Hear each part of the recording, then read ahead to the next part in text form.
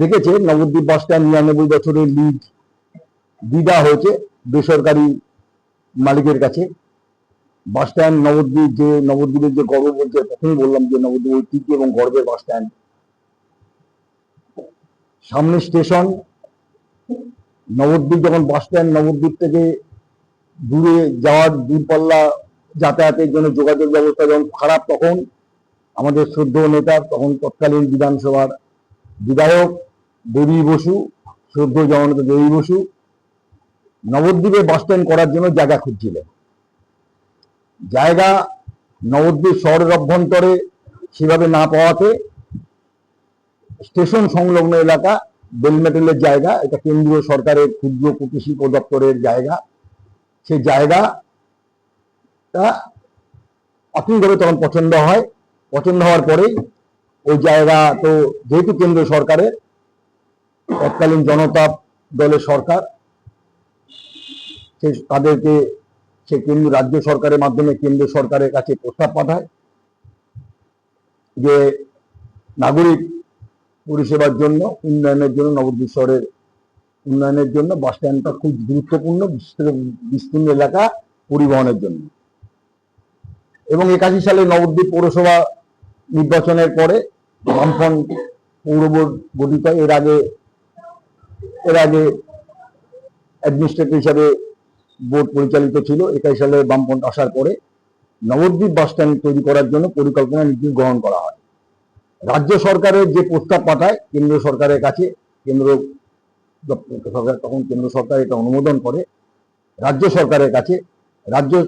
রাজ্য সরকার 27/4/81 সালে রাজ্য সরকার কেন্দ্র সরকারের কাছে এটা পাঠায়। 30/10/21 সালে রাজ্য সরকার কাছে অনুমোদন আসে। রাজ্য সরকার সেটা ডিএম এর কাছে পাঠায়, নদিয়া ডিস্ট্রিক্ট ম্যাজিস্ট্রেটের কাছে।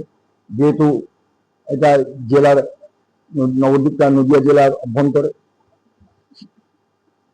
ডিএম 12/2/82 সালে সঙ্গে সঙ্গে জেএলআরও কাছে পাঠায়।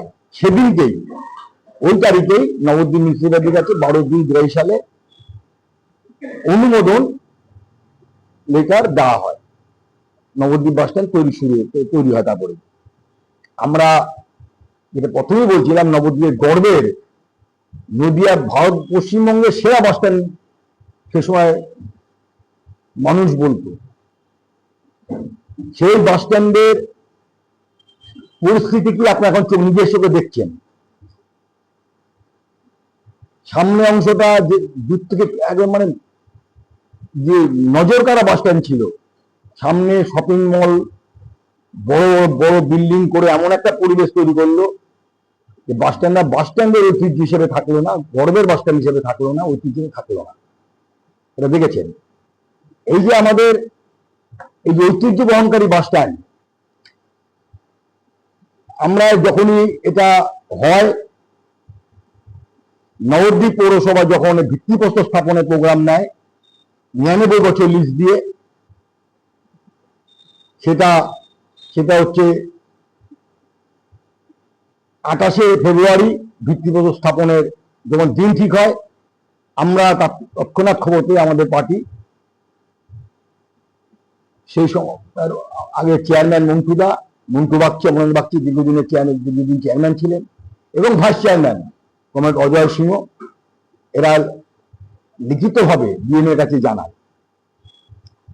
ডিএম এর কাছে লিখিতভাবে জানায়, শুধু ডিএম এর কাছে জানায় না, 27/2 তারিখে মানে যেদিনকে দ্বিতীয় স্থাপনা ঠিক তার আগের দিন নবদ্বীপ পৌরসভাতেও লিখিতভাবে প্রতিবাদ করা হয় যে যেটা হচ্ছে সেটা অন্যায়, নবদ্বীপবাসীর সঙ্গে অবিচার করা হচ্ছে।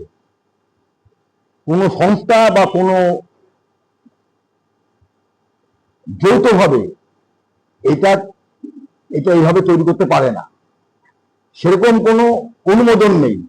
রাজ্য সরকারকে না জানিয়ে, সম্পত্তিটা রাজ্য সরকার এবং কেন্দ্র সরকার, রাজ্য সরকারকে না জানিয়ে, তার থেকে অনুমোদন না নিয়ে এইটা করা কোনো মতেই উচিত নয়। এটা অন্যায়, নবদ্বীপ নাগরিকদের অন্যায় করা হচ্ছে। এটা বলা চিঠি সমস্ত চিঠিও দেওয়া হয়, 27/2/15 সালে চিঠি দেওয়া হয়, ডিএম কেও দেওয়া হয়। কিন্তু ডিএম যে দেখেছেন আপনারা 11 সাল থেকে যা যে চরিত্র প্রশাসনে, জিএলও কাছে পাঠায়, ডিএম এর কাছে পাঠায়,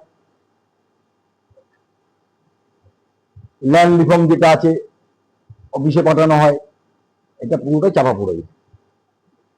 এখন আমরা তো সেই সময় তীব্র আপত্তি জানিয়ে, এবং আমরা নবদ্বীপ বাস স্ট্যান্ডে সেই সময় 15 সালে ওখানে প্রতিবাদ সভা হয়েছিল, আমরা ব্যানার টাঙিয়েছিলাম অন্যায়ের প্রতিবাদ করে। কিন্তু গায়ের জোর, শক্তির জোর, প্রশাসন ক্ষমতা এসছে। 2000 সালে আমরা নবদ্বীপ পৌরসভা হারিয়েছি, 2011 সালে রাজ্য সরকার এটা হওয়ার পরে এটা করেছে। যতদিন বামপন সরকার ছিল করার সাহস পায়নি, পৌরসভা দখল করা সত্ত্বেও 2000 সালে। যে বামপন সরকার 11 সালে পরেই পরবর্তী ক্ষেত্রে 2015-তে এই কাজটা শুরু করে। এবং আপনারা দেখেছেন নবদ্বীপ শহরে জমি নিয়ে কি হচ্ছে, কি হয়েছে, তার পরবর্তীকালে ধারাবাহিকভাবে। এখন আমরা এটা পুনরায় 2015 সালে যে আমরা 28/2/15 সালে যেটা আমরা মানে জেলা শাসককে আমরা জানিয়েছিলাম, 12/2 আমরা যে চালিয়েছিলাম 15 তারিখে, 12/3/15-তে আমরা ডিএমকে জানাই। সে তার রেফারেন্স দিয়ে আজকে আমরা পুনরায় জেলা শাসক, রাজ্যের পৌর দপ্তর, মাননীয় অগ্নিমিত্রা পাল ওনার দপ্তরে আমরা পুনরায় এই লিখিতটা পাঠাই। আমরা অপেক্ষা করব যে অন্যায়টা হয়েছে নবদ্বীপবাসীর সঙ্গে, বাস স্ট্যান্ডের চরিত্র নেই, এই অন্যায় যেন সুবিচার হয়। আপনি কি আপনার নিজের জন্য বা আপনার সন্তানের জন্য অথবা আপনার পরিচিত কারোর জন্য এমন একটা কম্পিউটার সেন্টার খুঁজছেন? হ্যাঁ, ঠিকই ধরেছেন, আশালয় কম্পিউটার সেন্টার, যেখানে আধুনিক টেকনোলজি দ্বারা আধুনিক ল্যাবে এবং প্রশিক্ষণপ্রাপ্ত শিক্ষক শিক্ষিকা দ্বারা স্কুলের বিভিন্ন কোর্স অথবা ডিপ্লোমা কোর্সগুলো করানো হয়। আশালয় কম্পিউটার সেন্টার হচ্ছে একেবারে সরকার অনুমোদিত এবং রাষ্ট্রীয় যুব কম্পিউটার প্রশিক্ষণ কেন্দ্র দ্বারা স্বীকৃত এবং ISO সার্টিফাইড। আশালয় কম্পিউটার সেন্টারে ভর্তি প্রক্রিয়া শুরু হয়ে গেছে এবং সিট কিন্তু লিমিটেড, তাই দেরি না করে সত্বর যোগাযোগ করো। যোগাযোগের জন্য ফোন নাম্বার, যাবতীয় ডিটেলস কিন্তু শেয়ার করা আছে।